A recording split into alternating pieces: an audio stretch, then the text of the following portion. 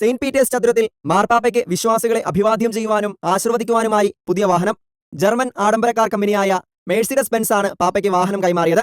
വിശ്വാസികളെ കാണുവാനും ആശീർവദിക്കുവാനുമായി പാപ്പ ഉപയോഗിക്കുന്ന വാഹനം പോപ്പ് മൊബൈൽ എന്നാണ് അറിയപ്പെടുന്നത്. ജർമ്മൻ ആഡംബരക്കാർ കമ്പനിയായ മേഴ്സിഡസ് ബെൻസിന്റെ സിഇഒ ഒല കല്ലേനിയോസ് ഇന്നലെ ബുധനാഴ്ച വത്തിക്കാനിൽ നേരിട്ടെത്തിയാണ് മാർപ്പാപ്പയ്ക്ക് പുതിയ പോപ്പ് മൊബൈലിന്റെ താക്കോൽ കൈമാറിയത്. പ്രത്യേകം തയ്യാറാക്കിയ ബോക്സിലായിരുന്നു താക്കോൽ. മേഴ്സിഡസ് ബെൻസിന്റെ ഇലക്ട്രിക് ജി ക്ലാസ് SUV പരിഷ്കരിച്ചതാണ് പുതിയ പോപ്പ് മൊബൈൽ. മുൻകാല വാഹനങ്ങളെപ്പോലെ തന്നെ തൂവെള്ള നിറത്തിലുള്ളതാണ് പുതിയ വാഹനവും.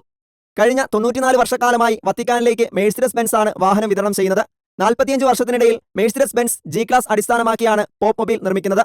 വത്തിക്കാൻ ആവശ്യത്തിനനുസരിച്ചുള്ള തരത്തിലാണ് പുതിയ വണ്ടിയുടെ രൂപകൽപ്പന. പൂർണ്ണമായും ഇലക്ട്രിക് വാഹനമായിരിക്കും ഇതെന്ന് ബെൻസ് അറിയിച്ചു.